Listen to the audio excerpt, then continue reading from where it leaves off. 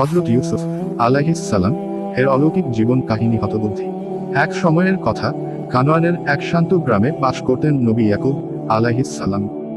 তার ছিল 12টি সন্তান, আর তাদের মধ্যে সবচেয়ে প্রিয় ছিলেন ছোট ছেলে ইউসুফ। ইউসুফ ছিলেন অসাধারণ সুন্দর, বিনয়ী ও বুদ্ধিমান। এক রাতে তিনি দেখলেন এক আশ্চর্য স্বপ্ন। মুখের সাথে সূর্য, অর্ধচন্দ্র, চাঁদ আর সাদা মাঝারি তারা, 11টি তারা তার সামনে সেজদা করছে। ভোরবেলা তিনি উচ্ছ্বাসে ভরে গিয়ে তার বাবা নবী ইয়াকুব এর কাছে স্বপ্নটা বললেন। বাবা গভীরভাবে শুনে বললেন, এর থেকে বড়, হ্যাঁ আমার প্রিয় সন্তান, এই স্বপ্নটা কাউকে বলো না।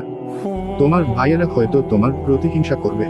আল্লাহ তোমাকে বিশেষ মর্যাদা দান করবেন, জ্ঞান ও বুদ্ধিতে উন্নত করবেন। কিন্তু ভাইয়েরা ইউসুফ এর প্রতি বাবার ভালোবাসায় হিংসা করতে শুরু করলো। একদিন তারা পরিকল্পনা করলো ইউসুফকে দূরে সরিয়ে দিতে হবে। তারা বাবার কাছে গিয়ে বলল, এর থেকে বড়, আমরা ইউসুফকে সঙ্গে নিয়ে মাঠে খেলতে যাব। বাবা প্রথমে রাজি হলেন না, কিন্তু পরে অনুমতি দিলেন। ভাইয়েরা ইউসুফ কে জঙ্গলের দিকে নিয়ে গেল, আর এক গভীর কূপে তাকে ফেলে দিল ক্রন্দনরত মুখ। তারপর জামায় কিছু ছাগলের রক্ত লাগিয়ে বাবার কাছে গিয়ে বলল, এর থেকে বড়, বাবা নেকড়ে ইউসুফকে খেয়ে ফেলেছে। নবী ইয়াকুব এর হৃদয়ে ভেঙে গেল, কিন্তু তিনি বললেন, এর থেকে বড়, আমি ধৈর্য ধরব, আল্লাহই সব জানেন। অন্যদিকে কিছু কাফেলা ওই পথ দিয়ে যাচ্ছিল। তারা কূপে পানি তুলতে গিয়ে ইউসুফ কে দেখতে পেল। তাকে উদ্ধার করে মিশরে নিয়ে গেল এবং দাস হিসেবে বিক্রি করল। সেখানে তাকে কিনে নিলেন এক সম্মানিত ব্যক্তি, মিশরের আজিজ, রাজকীয় কর্মকর্তা। আজিজের স্ত্রী ইউসুফ এর সৌন্দর্য ও চরিত্রে মুগ্ধ হয়ে তাকে প্রলুব্ধ করতে চাইলেন, কিন্তু ইউসুফ আল্লাহর ভয় ও ঈমানের কারণে পিছিয়ে গেলেন। এই ঘটনায় ইউসুফ এর উপর অন্যায়ভাবে অভিযোগ আনা হয়, আর তাকে কারাগারে পাঠানো হলো। কিন্তু এমনকি জেলে থেকেও ইউসুফ ধৈর্য হারাননি। তিনি বন্দীদের কাছে আল্লাহর একত্ব ও তাওহীদের দাওয়াত দিতেন ঔষধি। একদিন রাজা এক অদ্ভুত স্বপ্ন দেখলেন, 7টি মোটা গরু ও 7টি শুকনো গরু, 7টি সবুজ শস্য ও 7টি শুকনো শস্য।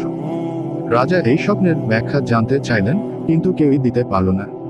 তখন এক বন্দী, যে আগে ইউসুফের সঙ্গে ছিল, রাজাকে বলল, এর থেকে বড়, আমার পরিচিত এক সৎ ব্যক্তি আছেন, ইউসুফ নাম তার। তিনি এই স্বপ্নের ব্যাখ্যা জানেন। রাজা ইউসুফ কে ডেকে পাঠালেন। ইউসুফ ব্যাখ্যা করলেন, এর থেকে বড়, 7 বছর হবে প্রচুর ফসল, আর তারপরে 7 বছর হবে কঠিন খরা। তাই তোমরা প্রথম 7 বছরে খাদ্য জমা রাখো। রাজা তার জ্ঞান দেখে মুগ্ধ হলেন, আর তাকে মিশরের খাদ্য মন্ত্রী হিসেবে নিয়োগ দিলেন ধানের আগে। খরা এল, চারদিকে দুর্ভিক্ষ। সেই সময় কানানে থাকা ইয়াকুব এর পরিবার খাদ্যের জন্য মিশরে আসল। ভাইয়েরা ইউসুফ এর সামনে এলেও তাকে চিনতে পারল না। কিন্তু ইউসুফ তাদের চিনলেন, মুচকি হাসলেন এবং পরিশেষে তাদের ক্ষমা করে দিলেন। তারপর তিনি তার বাবা ইয়াকুব কে মিশরে আনালেন। যখন বাবা এলেন, ইউসুফ তার স্বপ্নের কথা স্মরণ করলেন। মুখের সাথে সূর্য, অর্ধচন্দ্র, চাঁদ আর সাদা মাঝারি তারা, 11টি তারা তার সামনে সেজদা করছে, অর্থাৎ তার বাবা, মা ও ভাইরা তার সামনে শ্রদ্ধা করে দাঁড়িয়েছে। স্বপ্ন সত্যি হলো চেরি ব্লসম। হতবুদ্ধি এই গল্প আমাদের শেখায়, ধৈর্যই সফলতার চাবিকাঠি ঔষধি। হিংসা ও অন্যায় কখনো ভালো পরিণতি দেয় না, আর আল্লাহ যাকে চান তাকে সম্মান ও মর্যাদা দেন জলজলে হাত। লাউড স্পিকার ভিডিও শেষে লিখতে পারো আঙুল দিয়ে নিচের দিকে ইশারা করা। ভাই ও বোনেরা, যদি গল্পটা ভালো লাগে তবে লাইক দিন, কমেন্ট করুন এবং কাবা নিয়াজের ইসলামিক গল্প চ্যানেলটি সাবস্ক্রাইবও করুন। আল্লাহ আপনাদের উত্তম প্রতিদান দিন। হাতের তালু একসাথে ওপরের দিকে।